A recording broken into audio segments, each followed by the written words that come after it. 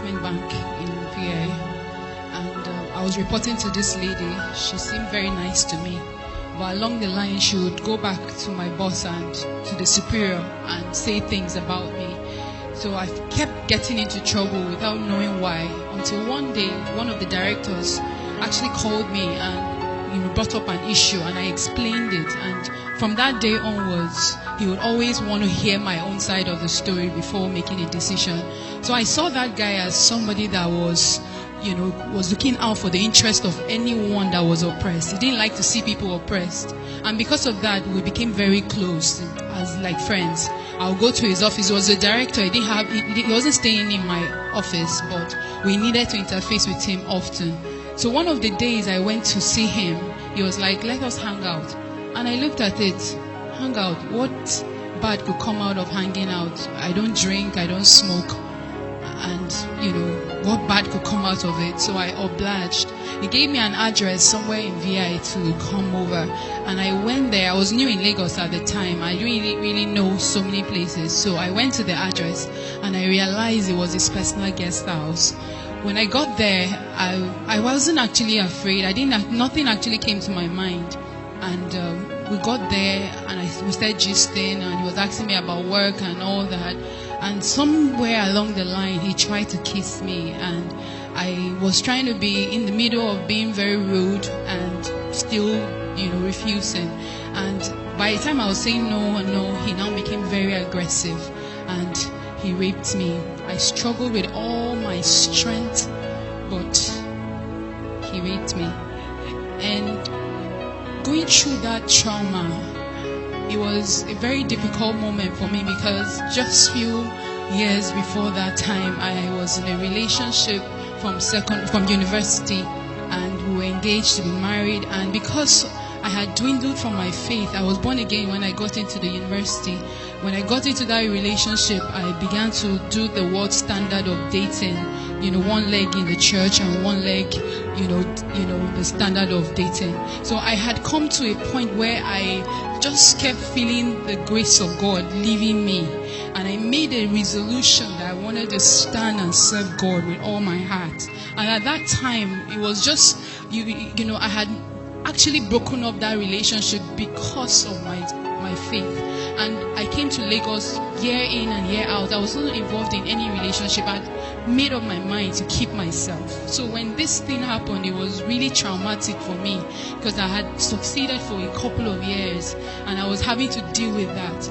While I was going through that trauma, I couldn't tell anybody. I couldn't tell my colleague. The only person I told was that same boss of mine that used to, put me into trouble. I was really distraught. So I went to her. She saw me really sad and she spoke with me, and I told her, but I didn't tell her who it was. But it happened on the 22nd of December, and the few weeks after, on the 31st of that same month, I went for crossover service, and I was burdened. I had so much pain in my heart. I just needed to cry out, and I cried to God in that service, and I repented. I asked God for forgiveness, because I kept blaming myself for obliging that visit. And as I kept crying and begging God for to cleanse me, to help me, to heal my heart, I came back from that service really feeling free, because I could get myself back again. Because throughout that period when this happened, it was like I was going crazy. A car would actually almost knock me off. The whole incident just kept playing back in my mind, and the trauma was unbearable. So I was going through that incident when I got back on the 1st of January, and I was in my room and I was feeling uncomfortable. So I was like, maybe what's happening? I said, maybe it's because I've not been involved in such an act for such a long time. That's why my body is responding this way, because I was feeling a lot of pain and discomfort. So I now walked down to the hospital, just few streets away from my place, and the doctor did some tests. I told him what happened, and he did some tests, and he said, well, if it is what he's saying, it seems like I'm pregnant, but it's actually too early for him to dictate, so I may have to come back some few days after and check or do a scan. And I went back again, and they realized I was pregnant. And the trauma of it at that point, I thought the rape was bad, but this, I never imagined it in my life, because when I was growing up, I remember I used to always tell myself, I said, Iveren, the day you ever try having an abortion, that's the day you die. And I was one of those names, those children they used to train other people's children. I was I'm not adventurous. I think I analyze my movement. I do everything as one that has wisdom. So at this point, not in my secondary school, my primary school, my university, now I'm working. This is the time that such a thing is happening to me. I was really, really down. And while I was thinking of what will happen, I was saying my parents will kill me. I was really, really down. And then he kept trying to talk to me. He kept trying to call me. I wasn't picking his call.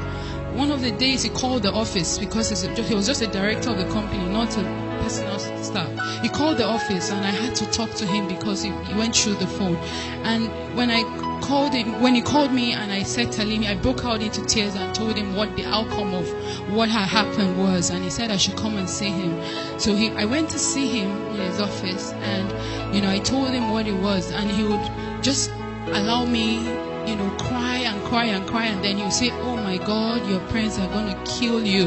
And then I will cry, I will scream out even more. The pain would aggravate me. It got me to a point where, when it got me to a point where I was really, really in so much pain. He now told me, well, there's a way out. I have a friend that can actually help you, and it will be our own little secret. Nobody will know. It will just be our little secret. And I thought about it. Nobody will actually know. My parents won't know. People that have known me all the years will not feel that I was pretending all this while. They would, it was just an easy way out. So I thought about it. He gave me an address to where, his friend would do the procedure. And I went to the hospital. Why I went to that hospital was, I remember on my way going there, I remember that word I used to say. The day you ever try doing this, that's the day you will die. I remembered it and I asked God, I said, God, it's not my fault. It's not my fault. This thing happened to me. It was not my fault. Just forgive me. And I just said that, and, I went ahead. When I got there, the doctor, began the procedure, and at some point I was unconscious. I remember I just said, Lord, forgive me for what I'm about to do, and I became unconscious. And then in the seconds that followed, I died. I saw myself lying down in the same hospital, and I was lying down there, and I was standing, and I could see two of me standing. I couldn't understand, how can I be the same person standing and also be the same person lying down? While I was trying to understand two of me, I've been in this earth for a very long time. I've never seen myself in two places, and I was trying to understand it. In the seconds that followed, I got caught up in the air. And I started rejoicing. I said, oh, thank God, because I know heaven is up there. But as I was rejoicing, as I was heading up, the next day I started heading down again. We said heading down, it was a pit. The walls of that pit, it was gross darkness all over. It had a wall stretched out from the face of the deep. You could not see the end of it up, neither could you see the end of it down. And it had cell-like units, compartments, and it had a covering. You could see the kind of holes that time might make in the ground. That was what was covering the walls of that cell. And I was wondering, I was asking myself, what am I doing here? What's happening? What's happening? Everything was happening in flashes. I was asking myself, what's happening? What am I doing here? And before you know it, I found myself on the other side. And it was in that place I realized what was happening. The first thing I saw was a woman. That woman, she had been burning for 100 years, and she'll melt.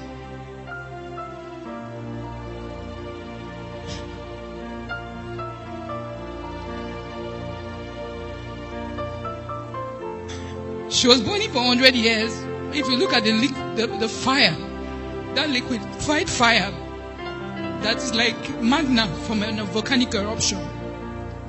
She will melt off, and she was crying with every strength in her and asking God for a second chance, and she will form back again, and she just kept crying and gnashing her teeth. As I was looking at her, it was no longer about what I was looking at. The fire began to ravish me from my head down to my feet. I began to burn and I began to cry, and I was screaming with every strength in me. I was begging God for a second chance, and I was crying out loud. It was in that place certain scriptures became very tangible to me. When the Bible says there will be gnashing of teeth, I found myself gnashing my teeth. I was grinding it and I was screaming, and my shouts were loud. If I shout now, the next shout will be louder, but this energy keeps depleting, but your shouts keep increasing. I was screaming, everybody was screaming, everybody was begging God for another chance. As I was shouting and I was begging God, I remember a few things that occurred there.